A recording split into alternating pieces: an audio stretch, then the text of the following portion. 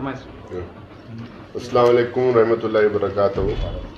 बहुत दिनों के बाद आप लोगों से बातचीत करने का मौका मिला, क्योंकि मैं दिल्ली और पार्लियामेंट सेशन और बल्लारी और बहुत सारे दूसरे इश्यूज़ में बिज़ी था। अभी कर्नाटका के मुस्लिम कम्युनिटी के सामने एक बहुत बड़ा मुद्दा है। चुनाव के टाइम पे कर्नाटका की भारतीय जनता पार्टी सरकार, बीजेपी की जो सरकार है, बोम्मई गवर्नमेंट जिसको हम लोग कहते हैं, अचानक चुनाव के डेट्स ऐलान होने के 2-3 दिन पहले जो 2B का जो रिजर्वेशन था, यानी कि 4% जो एक्सक्लूसिवली जो मुसलमानों को जो रिजर्वेशन दिया जाता था, वो रिजर्वेशन को अचानक स्क्रैप किए। एक चीज़ सरकार को भी समझ में आना चाहिए, और सरकार को जो लोग गाइड करते हैं उनको भी समझ में आना चाहिए। किसी भी स्टेट में यानी नेशनल लेवल पे कोई रिजर्वेशन किसी को दिया जाता है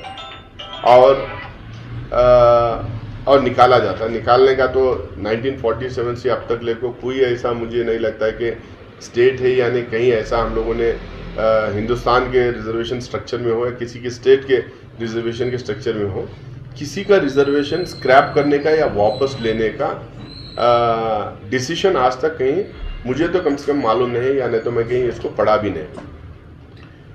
नंबर 2, ये भी उनको समझ में आना चाहिए कि रिजर्वेशन हमेशा जब दिया जाता है, कोई ना कोई रिपोर्ट के आधार पे जो है, रिपोर्ट के बेस बना के रिजर्वेशन दिया जाता है।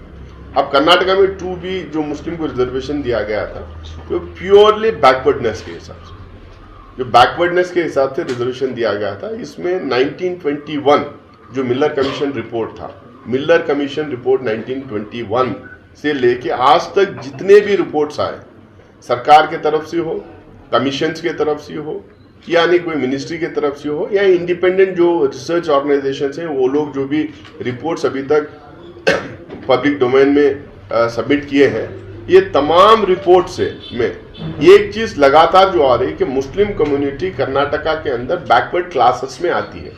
हम कास्ट की नहीं बात कर रहे हैं, हम क्लासेस की बात कर रहे हैं। क्लास का मतलब होता है पूरी कम्युनिटी होती है, कोई एक कास्ट नहीं होती है। तो 1921 मिलर कमीशन रिपोर्ट से लेके अब तक जितने भी नंजेगौड़ा रिपोर्ट आए, रहमान खान साहब अपने जब कमीशन के चेयरमैन, माइनॉरिटीज कमीशन के चेयरमैन थे, जब उन्होंने एक रिपोर्ट दर्ज किया, और बहुत सारे रिपोर्ट्स आए, हर रिपोर्ट में जो है मुस्लिम कम्युनिटी बैकवर्ड क्लासेस में आती है, बैकवर्ड एक कम्युनिटी है करके लगातार हर रिपोर्ट में आया। बहुत सारे जजमेंट्स हैं, हमारे हाई कोर्ट के भी जजमेंट्स हैं, सुप्रीम कोर्ट के जजमेंट है। फेमस जजमेंट जो इंदिरा साहनी का जो जजमेंट है, उसमें भी ये बोलते हैं कि मुस्लिम कम्युनिटी बैकवर्ड कम्युनिटी है, सोशली बैकवर्ड है, एजुकेशनली बैकवर्ड है, इकोनॉमिकली बैकवर्ड है करके वो जजमेंट में आया है। ऐसे में बहुत सारे जजमेंट के कॉपीज यानी तो जजमेंट के नाम या रिपोर्ट्स के नाम दे सकते हो, जिसमें मुस्लिम कम्युनिटी को बैकवर्ड कम्युनिटी करार दिया गया। उसको बेस बना के, उसके आधार पे जो है कर्नाटका में 4% रिजर्वेशन यानी कि 2B रिजर्वेशन दिया गया था। ये रिजर्वेशन एक्सक्लूसिवली क्यों दिया गया था? क्योंकि जब रिजर्वेशन दिया जा रहा था, उसमें कम्युनिटी को ले जनरल में सारे लोग आ जाते हैं, लेकिन उसमें मुस्लिम्स बहुत सारे लोग अच्छा एंट्रेंस एग्जामिनेशन में हो या वाइवा में हो, अच्छा करने के बावजूद भी, अच्छा फेयर करने के बावजूद भी, अच्छा लिखने के बावजूद भी, अच्छे मार्क्स निकालने के बावजूद भी इंटरव्यू में उनका होता नहीं था। तो इसीलिए वहां पे भी डिस्क्रिमिनेशन होता करके बोलकर सेपरेट मुसलमानों को रिजर्वेशन दिया गया था। तब ये सरकार का आर्गुमेंट क्या है?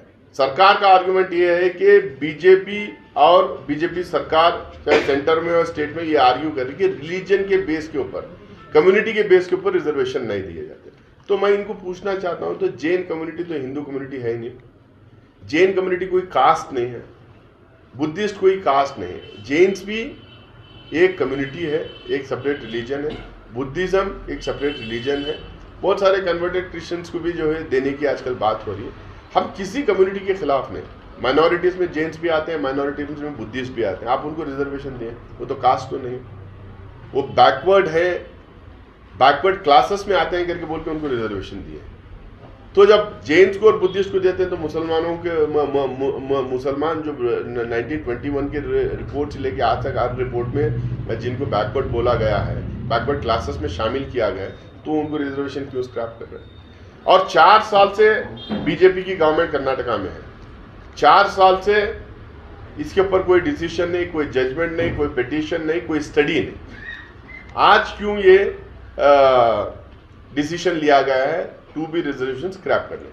सिंपल रीजन है, इलेक्शन है, इलेक्शन में ये गवर्नमेंट 40% कमीशन सरकार करके एस्टैब्लिश हो चुकी है।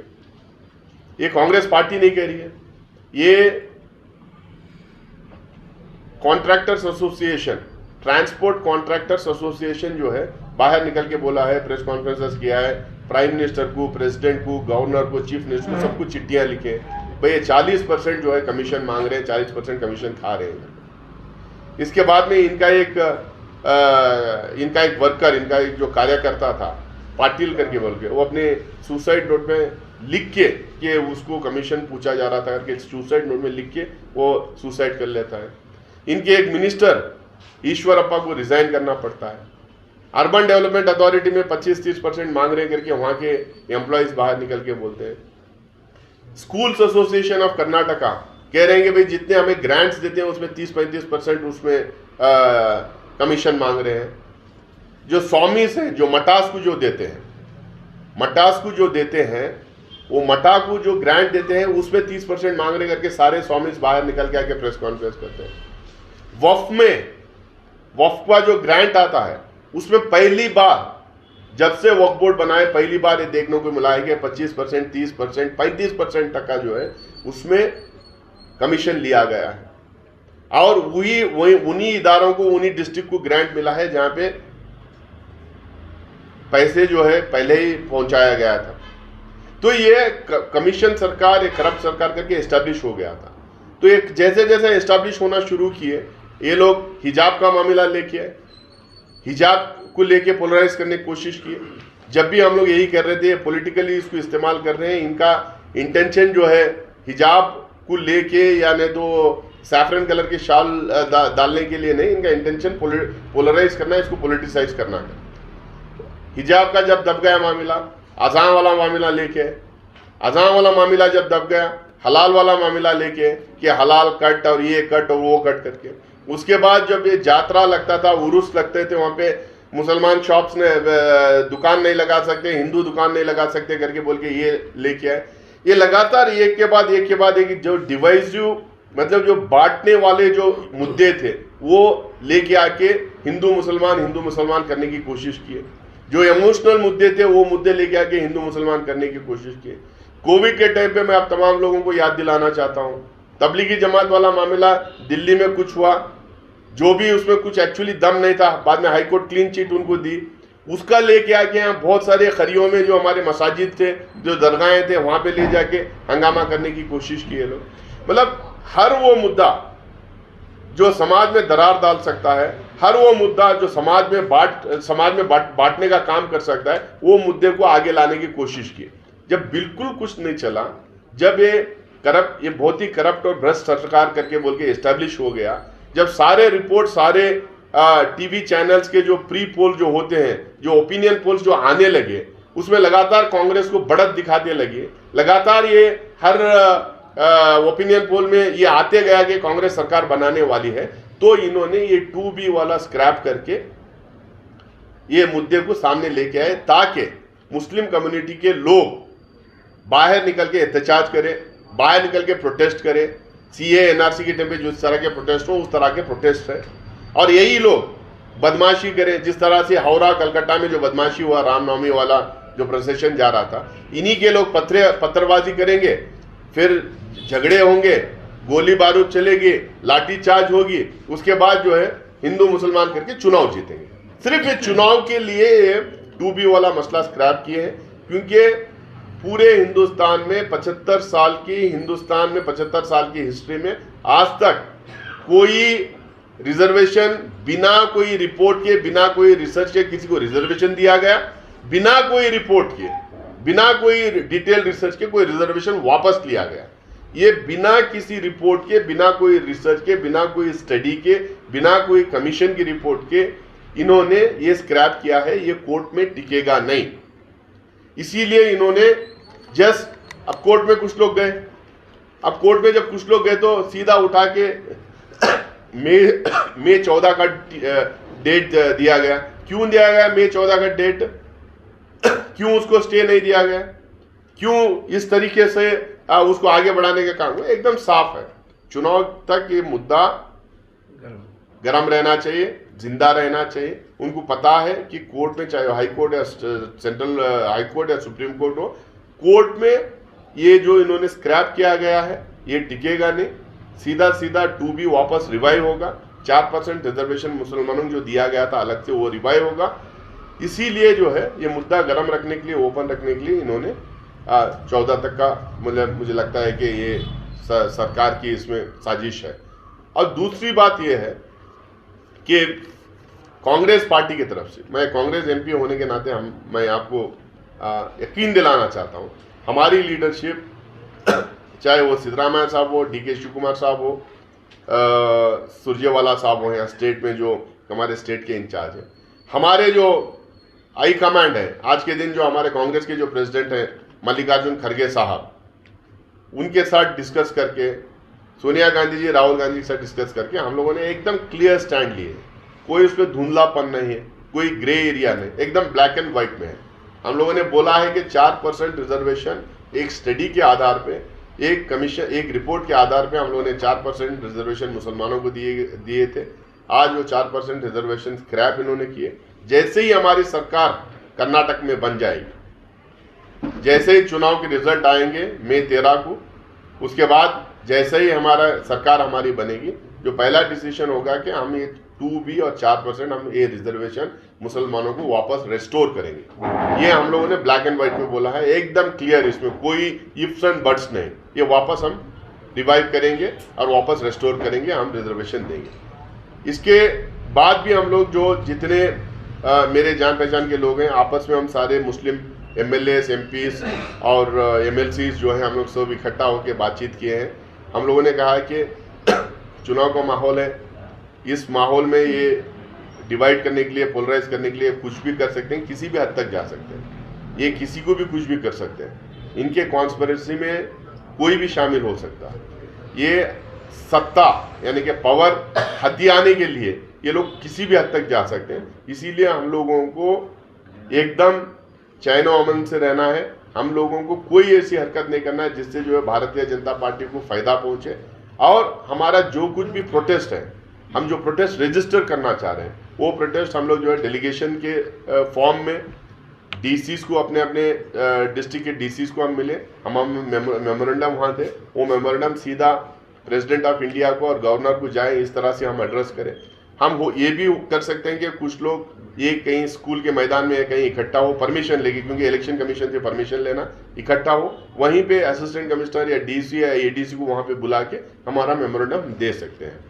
हम कोई ऐसा काम नहीं कर रहे जिससे भारतीय जनता पार्टी को फायदा हो। लेकिन फिर से एक बार मैं ये कहना चाहता हूँ कि ये प्योरली इलीगल है। जो 2B का रिजर्वेशन इन्होंने स्क्रैप किया है, ये प्योरली इलीगल है। मैं बहुत सारे नेशनल टेलीविजन चैनल पे बोल चुका हूँ कि इसमें कोई लॉजिक नहीं, कोई स्टडी नहीं, कोई कमीशन रिपोर्ट नहीं, कोई रिसर्च रिपोर्ट नहीं, कुछ भी नहीं है। ये प्योरली इलीगल और पॉलिटिकल डिसीजन है, समाज में डिवीजन क्रिएट करने के लिए। किसको आप दे रहे हैं रिजर्वेशन, हमें उससे कोई कंप्लेंट नहीं। आप किसी भी कम्युनिटी के लोग को रिजर्वेशन दें, हमें कोई कंप्लेंट नहीं। किसी भी कास्ट के लोगों को आप रिजर्वेशन दें, हमें कोई उसमें कंप्लेंट नहीं। हमारा जो रिजर्वेशन जो एक कमीशन के और कोर्ट के जजमेंट्स के आधार पे हम लोग को दिया गया था, वो वापस रेस्टोर करें। बल्कि हम ये भी करेंगे कि वो 4% कम है, हम लोग को बढ़ा के कम से कम 6-7% हम लोग को रिजर्वेशन देना चाहिए। हमारा एजुकेशनल बैकवर्डनेस और इकोनॉमिक बैकवर्डनेस देखते हुए हम लोग को बढ़ा के ही देना चाहिए। इसको हम जो है आने वाले दिनों में डिमांड रखेंगे। आप तमाम लोग जो हमारे कायदीन हैं, जो हमारे उलमा इकराम हैं, जो जिनसे हम सब बातचीत करके इस नतीजे पे पहुंचे हैं, इनकी बात आप सुने और आने वाले दिनों में जो भी प्रोटेस्ट करना है, जो भी मेमोरेंडम देना है, बहुत ही पीसफुल तरीके से वो दें और हम तमाम लोग आपके साथ खड़े हुए हैं। फिर से एक बार मैं कांग्रेस के एमपी होने के नाते में आप लोगों को यकीन दिलाना चाहता हूं, मेरी पार्टी पूरी तरीके से इससे कमिटेड है और जैसे ही चुनाव का रिजल्ट आएगा, हमारी सरकार बनेगी, इसको हम रेस्टोर करने का काम करेंगे। बहुत बहुत शुक्रिया। सर लीगली कार्रवाई कहां तक चल रही है? रिजर्वेशन का ऐलान हुआ है, बहुत दिन हुआ है सर। लीगली कार्रवाई कहां तक चल रही है? देखिए, इसमें लीगली अलग अलग लोग कर रहे हैं। हमारी पार्टी के तरफ से भी आला कमान लीगली इस चीज़ को बात की है, कुछ लोगों से सेंटर में बात की है। हम चाहते हैं, मैं अगर आप मुझे पूछे तो मैं चाहूँगा कि इसके लिए पॉलिटिकल डिसीजन इसको मिले। लीगली भी इसका फ़ायदा हो सकता है, लेकिन कुछ केसेस में जैसा हिजाब में हम लोगों ने देखा है, लीगली जो है कुछ भी हो सकता है, कुछ भी लीगली हो सकता है। इसीलिए मैं ये चाह रहा हूँ, क्योंकि चुनाव का टाइम है, 1 महीने सवा महीने की बात और है। जैसे ही वो हो जाए, इंशाल्लाह मुझे पूरी उम्मीद है कि कांग्रेस की सरकार बनेगी। जैसे सरकार बनेगी तो उसको रेस्टोर कर देंगे।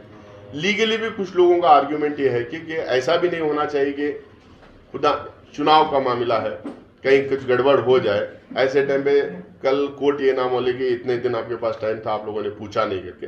इसलिए कुछ लोग जो है पिटीशन भी फाइल करके यहाँ भी फाइल किए, वहाँ पे भी फाइल किए हैं। लीगली और पॉलिटिकली दो भी लड़ी इसको चलते हैं।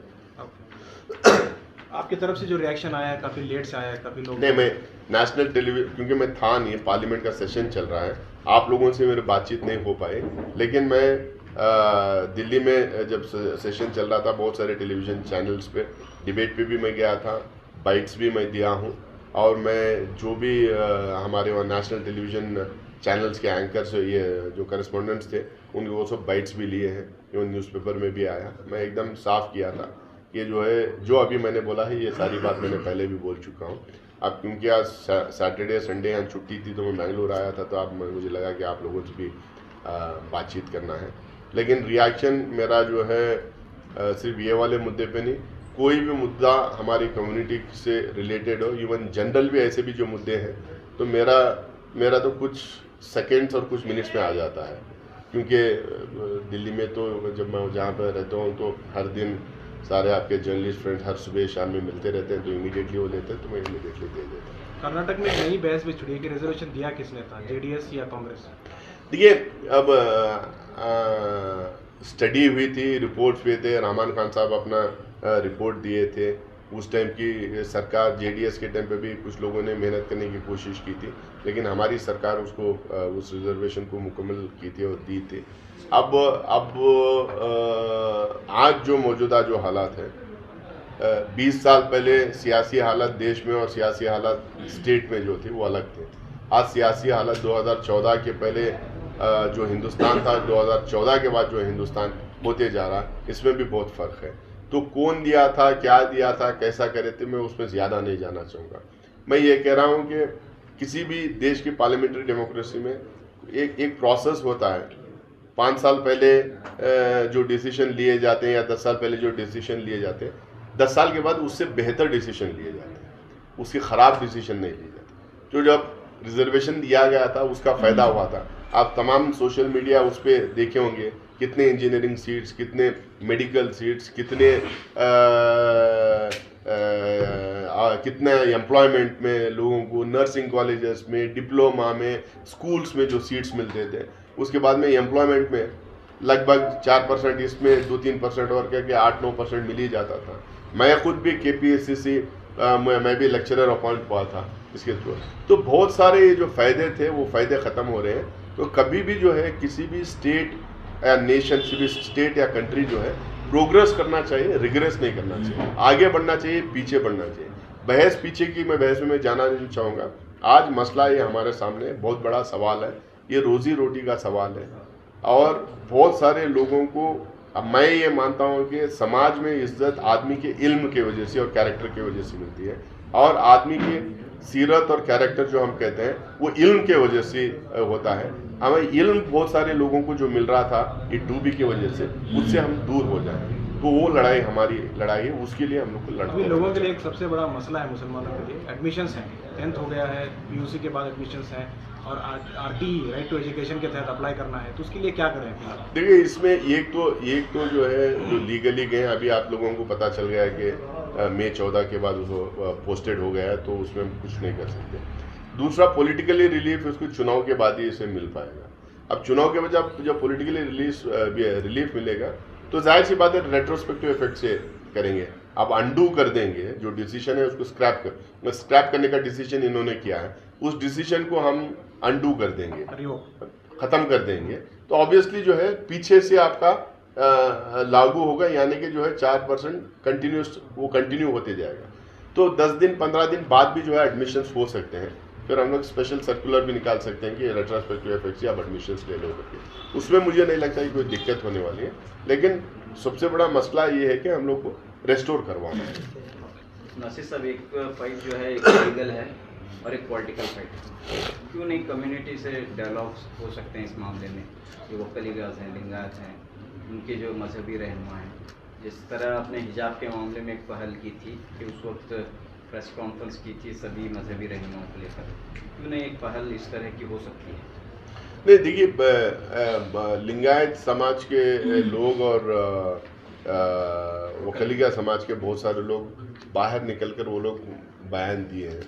वो लोग साफ बोले हैं कि 2% किसी का आप छीन के आप जो देने की कोशिश कर रहे हैं, ये हमें एक्सेप्टेबल नहीं है। बहुत सारे लोग ये कह रहे हैं कि भाई 2% हम लोग को देके हम लोग को बहुत छोटा कर दिया, हमारी कम्युनिटी बड़ी है, आप 2% देके छोटा करते हैं, वो खुद ही वहाँ से आ रहा है। तो और बहुत सारे जो प्रोग्रेसिव माइंडेड है वकलिगा कम्युनिटी में, लिंगायत कम्युनिटी में, दलित कम्युनिटीज़ में, बैकवर्ड कम्युनिटी में, वो सब हमारे साथ में है। वो लोग भी जो हमारे डेलीगेशंस हैं और हमारे पार्टी के अंदर के जो बैकवर्ड लीडर्स भी हैं, वो लोग भी हमारी लीडरशिप से बात किए हैं कि ये बहुत ज़्यादा इनजस्टिस हो रही है, ये जानबूझ के टारगेट करके पॉलिटिसाइज करके लोग कर रहे हैं, तो इसका रिस्टोर होना है करके। तो वो चल ही रहा है, तो डायलॉग में चल ही रहा है।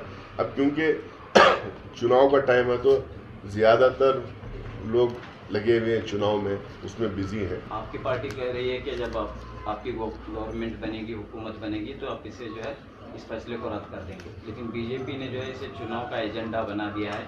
ऑलरेडी जो है अमित शाह के बयान आए हैं, कैंपेनिंग में इसका इस्तेमाल हो रहा है, और वो बेबाक तरीके से कह रहे हैं कि मज़हब की बुनियाद पर जो रिजर्वेशन दिया गया था वो हमने ख़त्म कर दिया है। तो इससे क्या बीजेपी को फ़ायदा हो सकता है? देखिए, बीजेपी ये जैसा मैंने पहले बताया कि बीजेपी सिर्फ और सिर्फ इसलिए इसको स्क्रैप की है कि चुनाव में उनको फ़ायदा हो। चुनाव के टाइम पे समाज में डिवीज़न ला के पोलराइज करके वो चुनाव जीते, सिर्फ इसलिए।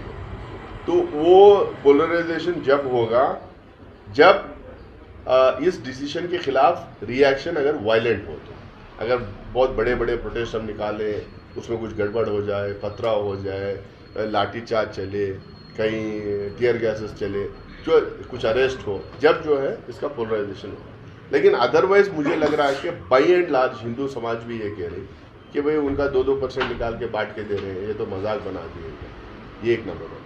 नंबर 2 ये है, वो लोग तो करेंगे, अमित शाह और नरेंद्र मोदी जो है इस मुद्दे को उछालेंगे।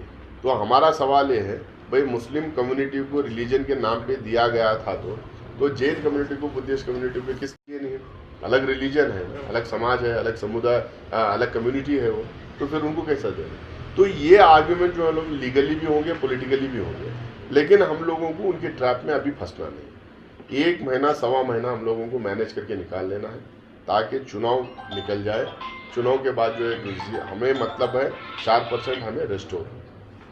हमारा मतलब सिर्फ इतना है कि 4% हमें रेस्टोर हो, पिछले पहले जैसा था वैसा, ताकि हमारे बच्चों को उसका फायदा पूरा मिले। एक बात ये भी खुलकर आ रही है सर कि इस तरह नोटिफिकेशन चीफ सेक्रेटरी से होना चाहिए था या गेजेट होना चाहिए था, वो मरहला बाकी है, तो उसके बगैर अगर लीगल एक्शन लिया जा रहा है तो क्या एंगल में लिया जा सकता है? देखिए, नोटिफिकेशन तो आ गया, गेजेट अभी गेजेट हुआ नहीं हुआ पता नहीं मुझे। ऑर्डर जियो आया, गवर्नमेंट ऑर्डर आ गया। गवर्नमेंट की जो मंशा है उसको एकदम जाहिर कर दिया कि ये हमारा है कि हम लोग इसको हटाना चाहते हैं। अब उसमें आप उसमें टेक्निकलिटीज़ में आप जाते रहिए, आप लीगली उसको फाइट करते रहिए, आप उसमें कौन नोटिफिकेशन निकालना था, किसका साइन होना था, किसका साइन नहीं होना था, ये सब देख सकते हैं। ये ब्रॉडली क्या है? ब्रॉडली ये है कि भारतीय जनता पार्टी इलेक्शन के पहले, इलेक्शन के डेट अनाउंस होने के 2-4 दिन पहले एक डिसीजन ऐसा लाती है जिसमें एक कम्युनिटी के रिजर्वेशन को स्क्रैप करती है, ताकि जो है ये इलेक्शन का मुद्दा बने, पोलराइज हो, उसके दम पे पोलराइज करके चुनाव जीते। ये एकदम साफ है। बाकी के टेक्निकलिटीज में हम लोग जा ही सकते हैं। अब ये भी तो है कि आप इलेक्शन कमीशन को भी हम लोग चिट्ठी लिखते हैं और लिखे भी हैं कई लोग कि अब इलेक्शन के पहले कैसा ऐसा डिसीजन लिए। ये तो पॉपुलराइज ये चुनाव को दिमाग में रखते हुए जो है ये डिसीजन लिया गया है। तो आप 90 डेज के पहले या 60 डेज के पहले जो है पहले ही डिसीजन लेना था। 30 दिन या 60 दिन जब तक चुनाव रहता है उस टाइम पे डिसीजन कोई लेने, ऐसे बहुत सारे टेक्निकल चीज़ हैं। मैं टेक्निकल चीज़ों में इसलिए नहीं जा रहा हूँ क्योंकि जो है सारा चीज़ ये दो पहलू पे जो है इसका डिसीजन आने वाले दिनों में होगा कि ये रिजर्वेशन रहेगा या नहीं रहेगा। एक पॉलिटिकली चुनाव कौन जीतेंगे और जो पार्टी जो चुनाव जीतेगी वो पार्टी क्या डिसीजन लेगी, ये पॉलिटिकल डिसीजन रहेगा। एक दूसरा, कुछ लोग कोर्ट में गए हैं, हाई कोर्ट में भी, कुछ लोग सुप्रीम कोर्ट में गए, तो लीगली जो है ये डिसीजन की क्या वैल्यू है, इसके लीगल जजमेंट क्या है, ये दो पहलू ही है। तो हम लोग को दूसरे टेक्निकलिटीज में जाने की मुझे नहीं लगता कि जरूरत है। लीगल जब एक्शन लिया जा रहा है तो कहीं ना कहीं उसमें रुकावट भी पैदा हो सकती है ना, कि जब आपके पास गेजेट नहीं हुआ है या फिर इस तरह की जो बातें आ रही हैं वो कहाँ तक सच्चाई पर मबनी है, क्या? देखिए, उसमें बहुत सारे लॉजिक्स हैं जिसके बेसिस पे जो है लीगली इसको हमें रिलीफ मिल सकता है। बहुत है, रिपोर्ट्स नहीं है, रिसर्च नहीं है, कमीशन नहीं बैठाया गया था, इसके ऊपर कोई बहस नहीं हुई है, असेंबली में कोई बहस नहीं हुई है, लेजिस्लेचर में बहस नहीं हुई, बहुत सारी चीज़ें जिसके बेसिस के ऊपर कोर्ट डिसीजन दे सकती। लेकिन कोर्ट तो यहाँ पे बोल दी कि मई 14 तक तो कोई सुनवाई नहीं करेंगे, ये एक नंबर होगा। और दूसरा, कुछ लोग सुप्रीम कोर्ट में गए, देखेंगे वहाँ पे क्या होगा। ये लीगली बहुत स्ट्रॉन्ग केस है इसमें, मैं ये नहीं कहता हूँ कि केस नहीं, लेकिन मैं ये भी कहता हूँ कि हिजाब के केस में भी तो बहुत स्ट्रॉन्ग केस था, लेकिन रिलीफ नहीं मिला वहाँ पे। तो मैं एज ए पॉलिटिशियन मैं ये कहूँगा कि जो हम इसको पॉलिटिकली ही एड्रेस करें तो ठीक है। इससे मतलब विदाउट इफ्स एंड बट्स इसमें जो है एक रिजल्ट निकल सकता है। उसके लिए हमें कांग्रेस पार्टी को जिताना ज़रूरी है, और कांग्रेस पार्टी ऑलरेडी ओपनली बोली है कि हम इसको रेस्टोर करेंगे, और हम सारे लोग हैं उसको रेस्टोर करेंगे। सर, अभी आपने कहा कि न सिर्फ रिस्टोर होना चाहिए बल्कि इसमें इजाफा भी होना चाहिए। अगर कांग्रेस से मैं ये कह रहा हूँ कि जो लोग उसके लिए हम लोग को लड़ना चाहिए, उसके लिए हम लोग को लड़ना चाहिए कि इजाफा होना चाहिए। मैं ये कह रहा हूँ कि अब लिंगायत कम्युनिटी को क्या दे रहे हैं, वो कलिया कम्युनिटी क्या दे रहे हैं, किसी और कम्युनिटी क्या दे रहे हैं, उससे हमें कोई मतलब नहीं, हम उसमें जाएंगे नहीं। भाई ठीक है, अगर कोई कम्युनिटी, अब जैसा मुसलमान कम्युनिटी के बैकवर्डनेस को बेस बनाते हुए अगर रिजर्वेशन दिया गया है, उसी तरह किसी और कम्युनिटी के बैकवर्डनेस का बेस बना कोई दे रहा है, कोई आधार है, कोई कमीशन रिपोर्ट है, तो अब दीजिए, हमें कोई प्रॉब्लम। हम कई सारे कमीशन बनाए, हम किसी को कमेंट नहीं करेंगे भाई आप उसको, हम सिर्फ इतना करेंगे कि हमारा 4% रिजर्वेशन दिया गया था, उसको आपने स्क्रैप किया है, उसको रेस्टोर करो। नंबर 2 जो है, अगर और कोई इस बीच में, अब जैसे सच्चर कमेटी का रिपोर्ट है, अब बहुत अच्छा रिपोर्ट है, पूरे हमारे कम्युनिटी की हेल्थ को उन्होंने डायग्नोज किया है। हम एजुकेशनली कहाँ हम लोग खड़े हैं, एम्प्लॉयमेंट वाइज कहाँ खड़े हुए हैं, बिजनेस वाइज कहाँ खड़े हैं, माली हालत हमारी कैसी है, पॉलिटिकल हालत कैसी है, पॉलिटिकली हम एम्पावर हुए नहीं हुए, रिप्रेजेंटेशन है नहीं, बहुत सारी चीज़ों को लेकर उन्होंने बहुत ही डिटेल, बहुत ही वेल रिसर्च रिपोर्ट उन्होंने दी। उसके बेस के ऊपर आप लड़िए, 4% नहीं 6% चाहिए। कांग्रेस से हटकर दूसरी पार्टियों ने ऐलान किया है कि अगर वो इक़्तिदार पर आती हैं तो 10% तक का रिजर्वेशन दिया जाएगा, इस तरह का कमिटमेंट किया जा रहा है। कांग्रेस कोई फिक्स करने से क्यों हिचकिचा रही है? देखिए, कांग्रेस पहले ये बात कर रही है कि जो छीना गया है उसको हम रेस्टोर करें, और कांग्रेस एक नेशनल पार्टी है। कांग्रेस जो सबका, सारे कम्युनिटीज़ को अपने दिमाग में रख के अपने और क्या प्रैक्टिकल है, क्या प्रैक्टिकल नहीं है, क्या आबो हवा है, क्या सियासी फिज़ा है, ये तमाम चीज़ों को अपने दिमाग में रख के उसी हिसाब से। अंधा कानून नहीं है, ना ही तो जो हम, क्योंकि हम अब जिसको कुछ लेना देना ही नहीं है, जिसकी पार्टी कहीं दूर दूर तक सत्ता में आ ही नहीं सकती है, कहीं दूर दूर तक भाजपा को के खिलाफ खड़ी नहीं हो सकती है, वो लोग के 10 या 20%, 15% मुसलमान है, 15% मैं दे दूंगा, जिसकी जितना नंबर है उतनी हिस्सेदारी करके कोई भी बोल सकता है। लेकिन जो प्रैक्टिकल जो है ना, वो बात करना चाहिए। सिर्फ ये, मैं रिजर्वेशन की बात नहीं करता हूँ, आप कांग्रेस का मैनिफेस्टो आप देख लीजिए 75 साल का, या कांग्रेस के पार्टी के लीडर्स के स्टेटमेंट देखिए। कभी भी हम ये नहीं बोलते हम जो है ना ही तो हम मोदी हैं, कि हम चांद सितारे दिला देने के वायदे हम कर दें, ना ही हम जो वालों में छोटे मोटे पार्टीज के जैसे हैं कि हम कुछ भी कर देंगे। केसीआर बोला था तेलंगाना में, कहाँ मिला रिजर्वेशन सत्ता में आने के बाद में, दूसरी बार आ गए। बोला था ना भी कि चंद्रशेखर 10% दे देंगे, 15% दे देंगे, चले जाता था, कहाँ दिया। अब बोल रहा है कि नहीं वो स्टडी होना चाहिए, वो कोर्ट में है तो ये है तो वो है तो मतलब जितना डाइजेस्ट हो सकता है उतनी मांग करना चाहिए, और जितना प्रैक्टिकल हो सकता है उतना कोई भी पॉलिटिकल पार्टी वायदा भी करना चाहिए। सब एक सवाल यह है कि रिजर्वेशन की जो बहस है पिछले 3 साल से चल रही है। मुख्तलिफ ज़ातें जो हैं वक्कलीगास व लिंगायत वो तहरीकें चला रही हैं, पूरे प्रोटेस्ट हुए, सब कुछ हुआ, बहस हुई। ये बात तो ये उठ रही है कि क्या मुस्लिम लीडर्स सो रहे थे इतने दिनों तक, जबकि ये खदशा भी था कि बीजेपी से ऐसे बयानात भी आए थे कि 2B रिजर्वेशन को ख़त्म करो, तो उस वक्त क्यों नहीं एक ऐसा कदम उठाया गया कि हुकूमत पर प्रेशर हो या लीगल इसके मजबूत किया जाए। देखिए, कोई भी जब पार्टी जब सरकार में रहती है, पार्टी अपना एजेंडा आगे बढ़ाने के लिए डिसीजन लेती है। अब हम लोग स्क्रैप ना करें करके बोल के जब तक स्क्रैप नहीं हो रहा था तो स्क्रैप मत करो करके जाके कैसा बोलेंगे। जब कोई डिसीजन आता है गवर्नमेंट की तरफ से, जब भी हम बोल सकते हैं कि डिसीजन सही है या गलत है। मुस्लिम कम्युनिटी के लीडर्स फायर फाइटिंग कर रहे थे, कोविड के टाइम पे भी फायर फाइटिंग कर रहे थे, उसके बाद में हिजाब, अज़ां, ये हलाल, ये सारा ये CA NRC के टाइम पर, हर टाइम पे जो है मुस्लिम लीडरान आगे बढ़ चढ़ के जो है फाइटिंग कर रहे थे। हो सकता है कोई 2% ज़्यादा काम कर रहा था, कोई 2% कम काम कर रहा था, किसी की सलाहियत जो सलाहियत लोगों को इकट्ठा करने की थी, कि किसी की सलाहियत जो है रिसोर्सेज इकट्ठा करने की थी, कोई लीगली और पॉलिटिकली फाइट कर रहा था, ये सब कर रहे थे।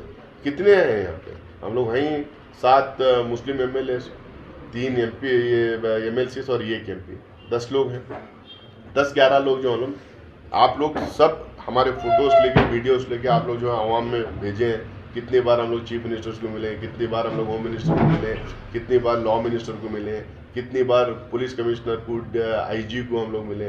हर मसले पे हम लोग, आपको पता है कि वो बेड ब्लॉकिंग वाला केस तेजस्वी सूर्या का जब हुआ तो मैंने ही प्रेस कॉन्फ्रेंस किया था उस टाइम पे। उसके बाद जाके ये फायर फाइटिंग हम लोग कर रहे हैं हर मुद्दे पर, लेकिन पॉजिटिव एजेंडा जो होता है हमारे फेवर में कुछ चीज़ें करवाने के एजेंडा, कुछ नए स्कीम्स, रिजर्वेशन, नए माइनॉरिटी इंस्टीट्यूशंस हो, या नहीं तो हमें सहूलियत करके हमारे बच्चों को देने वाले नए स्कीम्स हो, कम्युनिटी के बेस्ड को जब ही कर सकते हैं जब हम सरकार में हैं। जब सरकार में नहीं है तो हम लोग बाहर से प्रेशर कितना भी करें, हमारे सारे स्कीम्स खत्म करके भारतीय जनता पार्टी, अब उनके पास जब पावर है तो कर लेंगे। हम लोग क्या करेंगे? उसका विरोध करेंगे हाउस के अंदर, बाहर प्रोटेस्ट करेंगे, उसी प्रेशर। देखो, उनको बीजेपी का एजेंडा साफ है कि उनको इतना माइनॉरिटी बैशिंग करो, इतना खिलाफ मुसलमानों के बोलो, इतना खिलाफ मुसलमानों के खिलाफ इतना काम करो, ताकि जो है हम जितना बोलें, जितना प्रोटेस्ट करें, उतना बोल रहे होते जाएगा, उतना उनको फायदा होते जाएगा। ये तो वो कर ही रहे हैं, तो हम लोग को फाइट करना है, सरकार में हो या ना हो, हम लोग को फाइट करना है। सरकार में जब रहते हैं तो हमारे पास हथियार रहता है, ताकि हम उनके मुसलमान हो या दूसरे माइनॉरिटीज के हक में हम लोग स्कीम्स भी बनाए, हम काम भी करें। सर, क्योंकि इलेक्शन का मौसम है तो लास्ट सवाल है, कैंडिडेट्स, जी आखिरी सवाल। तो इलेक्शन का मौसम है, उस हवाले से 21 कैंडिडेट्स को मुस्लिम उम्मीदवारों को मैदान में उतारने का प्रेशर डाला गया था, लेकिन सिर्फ 8 का ऐलान हुआ है। 17 पिछली बार 17 सीट हमारे मिले थे और हमारे 7 जीते थे। 17 में 7 लोग हम लोग जीते थे। इस बार भी हम पूरी कोशिश कर रहे हैं कि 17 सीट हमें मिले। और इस बार 2018 के इलेक्शन के मुकाबले में इस बार तैयारी पार्टी की बहुत अच्छी चल रही है। अलग अलग तरीके से सर्वे करवाया जा रहा है, रिसर्च करवाया जा रहा है, ग्राउंड पे ले जाके पूछा जा रहा है बीजेपी का कैंडिडेट कौन, जेडीएस का कैंडिडेट कौन, ये भी देख के उसके मुकाबले में हमारा कैंडिडेट कैसा उसमें लड़ेगा, ये सब देख के जो है सीटें तय कर रहे हैं। मेरे ख्याल से मुझे जहाँ तक उम्मीद है 7 हमें 8 मिले हैं और एक 7 मेरे ख्याल से सेकेंड उसमें निकल जाने के लिए मुझे कोई उसमें प्रॉब्लम नहीं नज़र आती है। 17 तक हम लोग पूरी कोशिश कर रहे हैं, 17 में एक आध कम सरस हो सकता है, लेकिन वो लेवल को हम ले जाएंगे। इसका जो डिमांड था वो पूरा नहीं होगा। 21 हम लोगों ने ये बोला था कि 21 जगह पे आप लोग दे सकते हैं। यहाँ पे कैंडिडेट्स हमारे पूछे हैं, स्ट्रॉन्ग कैंडिडेट्स हम लोग पूछे हैं, दे सकते हैं। लेकिन क्या होता है ना, चुनाव पॉलिटिक्स एक अपनी जगह है, इलेक्शन एक अलग आर्ट है। इलेक्शन जीतना, लड़ना, लोगों के वोट लेना, अलग अलग कम्युनिटीज़ का लोग वोट लेना, आजकल जो है ना इलेक्शन बहुत टेक्निकल हो गया है। इलेक्शन बहुत ज़्यादा एक आर्ट टाइप वो बन गया है, रिसोर्सेज भी बहुत ज़रूरत है वहाँ पे। अब हम लोग जो बैठ के जो मैपिंग किए थे कौन सी कॉन्स्टिट्यूंसीज में लड़ने, जहाँ जहाँ मुसलमान ज़्यादा हैं वहाँ पे पोलराइजेशन भी ज़्यादा कर रहे हैं। तो बहुत सारे दूसरे कॉन्स्टिट्यूंसीज में ढूंढने की कोशिश की हम, वहाँ पे कैंडिडेट्स अच्छे हमें मिल नहीं रहे। हम पूरी कोशिश करेंगे एटलीस्ट कम से कम 17 हमें सीट मिले और ज़्यादा से ज़्यादा जीत के हैं। अब 17 हम लेके जो है 7 जीते, उससे ज़्यादा ये है कि 15 लेके 12 जीते, हम 13 जीते। हमें रिप्रेजेंटेटिव ज़्यादा चाहिए। और एक चीज़ भी मैं बोलना चाहता हूँ कि सारे लोग बोलते हैं टिकट्स लो, टिकट लो। टिकट्स लेना, टिकट्स के लिए लड़ना, हमारी लीडरशिप को कन्विंस करना, उसमें कोई बड़ी बात नहीं। लेकिन ये है कि जीतने वाले कैंडिडेट्स भी हमें चाहिए, जीतने वाले कैंडिडेट्स भी हमें चाहिए जो रिसोर्सेज मोबिलाइज करके चुनाव फेस करके और चुनाव में जीत के निकल सकते हैं, वैसे कैंडिडेट्स भी दें। मुझे ऐसा लगता है कि ऐसे कैंडिडेट्स की कमी भी हमारे पास है। आने वाले दिनों में हम लोग को कोशिश करना चाहिए कि हम अच्छे कैंडिडेट्स हर डिस्ट्रिक्ट से एक दो कैंडिडेट्स भी हम तैयार करें। सर एक आखिरी सवाल राहुल गांधी पर। राहुल गांधी का मामला जो सबसे आगे थे एहतजाज में, राहुल गांधी जो है गुजरात की कोर्ट को चैलेंज करने वाले हैं, क्या अपडेट है?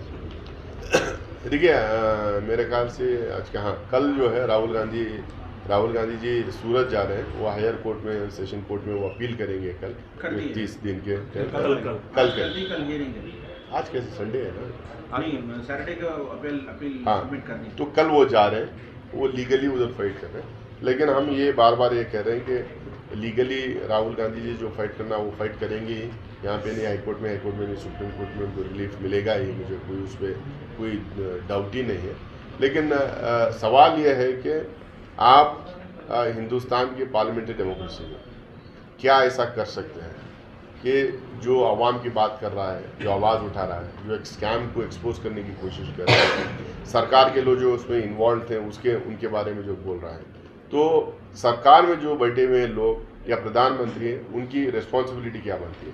क्या वो एक जांच कमेटी बना के उसको जांच करवाएं या नहीं, जो बोल रहा है उसको पार्लियामेंट से ये बाहर डालें? ये सबसे बड़ा सवाल हिंदुस्तान की पार्लियामेंट्री डेमोक्रेसी के सामने है। ये इसको हम लोग कौन अमेरिका में क्या बोल रहा है, कौन लंदन में क्या बोल रहा है, इससे हमें मतलब नहीं।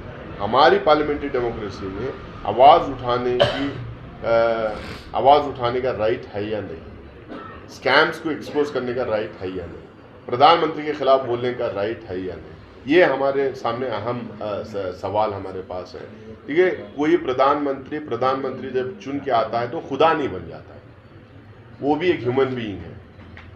जिस तरह से कैबिनेट मिनिस्टर्स होते हैं, he is also one of the cabinet ministers, he is only first among the equals. सारे कैबिनेट काउंसिल ऑफ मिनिस्टर्स में वो थोड़ा आगे एक कदम उसका बड़ा होता है। ये मतलब नहीं कि वो प्रधानमंत्री बन गया तो गलती ही नहीं कर पाएगा। भाई अगर प्रधानमंत्री के खिलाफ नहीं बोलना तो राजीव गांधी जी के खिलाफ इतना क्यों भला बुरा आप कहते थे? आज भी इंदिरा गांधी के खिलाफ इतना भला बुरा क्यों कहते हैं? नेहरू जी के खिलाफ इतना भला बुरा क्यों कहते हैं? मनमोहन सिंह को किस तरह से उनके जाके क्या वो दिन वो लोग भूल गए कि लोकसभा में, राज्यसभा में जाके उनके चेहरे पे ऐसा हाथ दिखा के वो नारे लगाते थे और गालियां देते थे, क्या क्या नहीं बोलते थे मनमोहन सिंह। पार्लियामेंट्री डेमोक्रेसी में क्रिटिसिज्म को एक्सेप्ट करना है और उसमें सुधार लाना है। इतना बड़ा स्कैम जब एक्सपोज हो गया, दुनिया के सारे पेपर्स में, सारे टेलीविजन चैनल्स में आ गए, आप एक जॉइंट पार्लियामेंट्री कमेटी बनाने से डर रहे? हम तो बनाए थे, हम तो 2G में बनाए थे, उसके पहले कई बार नरसिम्हा राव जी के टाइम पे हुए थे, राजीव गांधी जी के टाइम पे जॉइंट पार्लियामेंट्री कमेटीज बनाए थे हम लोगों ने तो डरे नहीं। हो जाने जो दूध का दूध पानी का पानी, जेपीसी बना दीजिए, जेपीसी बरकरार रहेगी। राहुल गांधी जी पार्लियामेंट के अंदर हो या पार्लियामेंट के बाहर, कांग्रेसमैन जो है जॉइंट पार्लियामेंट्री कमेटी कॉन्स्टिट्यूट करने का जो डिमांड है वो लगातार रहेगा। कल भी हम पूरे काले कपड़े पहन के लोकसभा राज्यसभा में कांग्रेस के और अपोजिशन एमपीज मिलके हम जा रहे हैं और अगले 4 दिन जो पार्लियामेंट चलेगा वो चारों दिन काले कपड़े पहन के हम जाएंगे। जेपीसी की मांग बरकरार रहेगी। हम बार बार कह रहे हैं कि प्रधानमंत्री नरेंद्र मोदी जी अदानी वाले स्कैम में इन्वॉल्व हैं।